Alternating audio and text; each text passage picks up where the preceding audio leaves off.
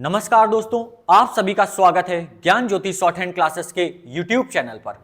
सबसे पहले आप सभी को मैं गणतंत्र दिवस की हार्दिक शुभकामनाएं देता हूं और मैं आपको बताना चाहता हूं कि आज के वीडियो में हम आपको इंट्रोड्यूस कराना चाहते हैं हमारे पिछले साल के कुछ सिलेक्टेड स्टूडेंट से, जिन्हें आज छुट्टी मिली है और वो हमारे पास मिलने के लिए आए हुए हैं।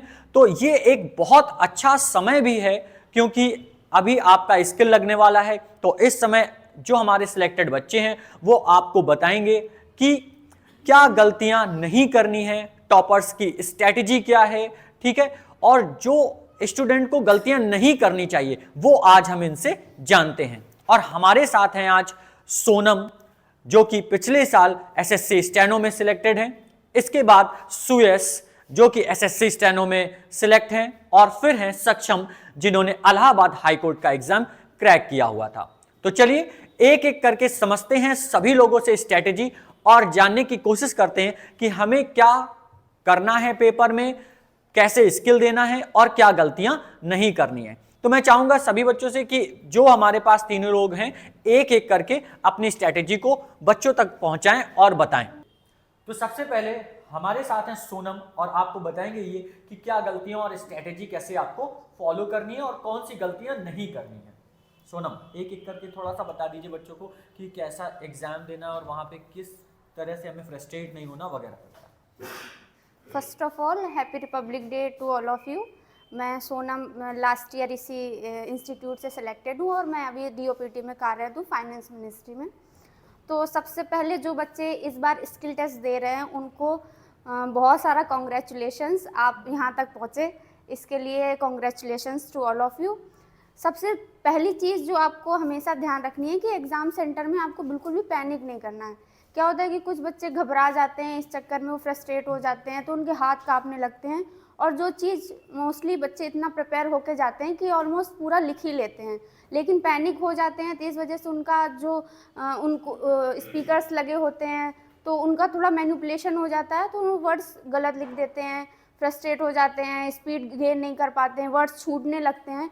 जब अगर वर्ड्स छूट जाते हैं तो फिर आपकी वही गलतियाँ ज़्यादा होने लगती हैं। आपको ध्यान रखना, एकदम कॉमन रहना है, जैसा यहाँ कोचिंग में होता है सेम वैसा ही आपको वहाँ और इजी लगेगा, क्योंकि यहाँ पर भैया आपको इतनी ज़्यादा प्रैक्टिस करा देते हैं।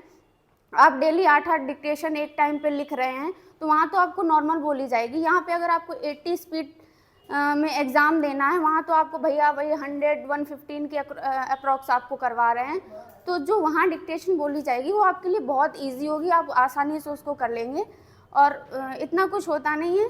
और प्लस उसके बाद लिखने के बाद आपको 10 मिनट का टाइम मिलता है उसको वापस से पढ़ने के लिए। उसके बीच में ये नहीं होता कि आपका कंप्यूटर चालू है तो आप सोचे कि मैं पढ़ना स्किप कर दूं और टाइप कर लेती हूँ, ऐसा नहीं है। आपको प्रॉपर पूरा टाइम मिलता है पढ़ने के लिए, आप उसको उसमें पढ़िए।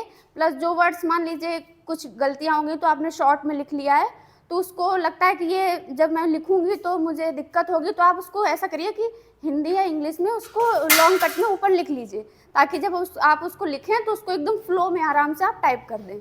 और टाइपिंग के लिए आपको इतना टाइम मिलता है कि आराम से आप टाइप भी कर लेंगे, पढ़ भी लेंगे, सब कुछ आसानी से हो जाता है, कोई दिक्कत नहीं होती। Thank you Sonam. अब मैं चाहूँगा कि मेरे पास जो और भी हैं इसके बाद सुयश है, सक्षम है, उनमें से कोई एक लोग आए और यहाँ पर आके अपना एक्सपीरियंस शेयर करें। Okay, thank you. तो सोनम के बाद अब हमारे साथ हैं सुयश, आपको बताएंगे इन्होंने 2 साल अभी तक जॉब को दे चुके हैं, 2 साल से लगातार स्टेनो की पोस्ट पर बने हुए हैं। एक बार इन्होंने इलाहाबाद हाईकोर्ट भी क्रॉस किया था, जो कि आपने एक वीडियो में देखा। इसके बाद एसएससी स्टेनो को भी क्रॉस किया। तो 2 साल का एक्सपीरियंस कैसा रहा सुयश तुम्हारा, और कैसे तुमने स्टेनो का स्किल क्वालिफाई किया? थोड़ा सा बच्चों को बताएं कि कैसे इस पेपर में उनको ध्यान देना चाहिए। Good morning to all of you, my self Suyash, और मैंने एसएससी स्टेनो 2022 क्वालिफाई किया था और करंटली मैं सीएजी डिपार्टमेंट में वर्किंग कर। 2 साल का एक्सपीरियंस काफ़ी अच्छा रहा, स्मूथ रहा, और जो भी इस ईयर स्किल देने जा रहे हैं उनके लिए काफ़ी इजी स्मूथ बोली जाती है डिक्टेशन, और कोई प्रॉब्लम नहीं होती है। लगातार डिक्टेशन डेली लिखें और टाइपिंग पर भी फोकस करें। 50 मिनट्स मिलते हैं, कम से कम 25 मिनट में उसको कंप्लीट करने का तो हम वहाँ पर जो भी डिक्टेशन, मतलब कहने का सिंपल सा एक फंडा है कि जो डिक्टेशन वहाँ पर बोली जाने वाली है बहुत इजी लगती है और स्पीड उसमें इतना फ्लक्चुएशन नहीं होता है। हाँ, कोई फ्लक्चुएशन नहीं होता है, मैक्सिमम फ्लक्चुएशन 5 वर्ड पर मिनट का ही होता है और 85 बहुत ज़्यादा स्पीड जाती है उसकी। अच्छा, ये 2 साल में कैसा रहा एक्सपीरियंस? बढ़िया हाँ, कट रहा है आपका समय? एक्सपीरियंस काफ़ी स्मूथ रहा, काफ़ी अच्छा रहा गवर्नमेंट जॉब के बाद। तो अब हमारे बीच है सक्षम, जो कि इलाहाबाद हाई कोर्ट में सिलेक्ट हुए थे। और जैसा कि आपको पता है कि इलाहाबाद हाई कोर्ट का एग्जाम आपका लगा हुआ है, तो ये आपको एक्सपीरियंस शेयर करेंगे और बताएंगे कि कैसे इन्होंने इलाहाबाद एग्जाम को क्रैक किया और इसके बाद कितनी आसानी से या कठिनाई के साथ इन्होंने अपने एग्जाम को क्रैक करने के बाद आज एक अच्छी जॉब को करते चले आ रहे हैं। Hello everyone, my name is सक्षम शुक्ला और 2022 वाले बैच में मैंने इलाहाबाद हाई कोर्ट में एज ए स्टेनो मैंने ज्वाइन किया और लगभग मुझे 1.5 साल हो गया जॉब को करते करते। और आप सभी को सबसे पहले तो बहुत बहुत बधाई कि आपका स्किल आने वाला है।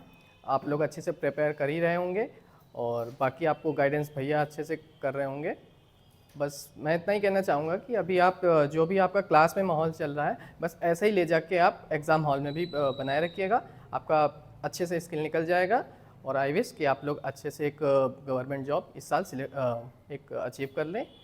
और कोई ऐसी स्ट्रेटेजी, कुछ ऐसा कुछ बताना चाहेंगे जो वहाँ पर यहाँ से डिफरेंस लगता हो, कि डिफरेंट समझ में आता हो कि नहीं क्लास का एटमॉस्फेयर या वहाँ का एटमॉस्फेयर कुछ अलग है, या फिर कुछ मिस्टेक वगैरह जो नहीं करनी चाहिए बच्चों को?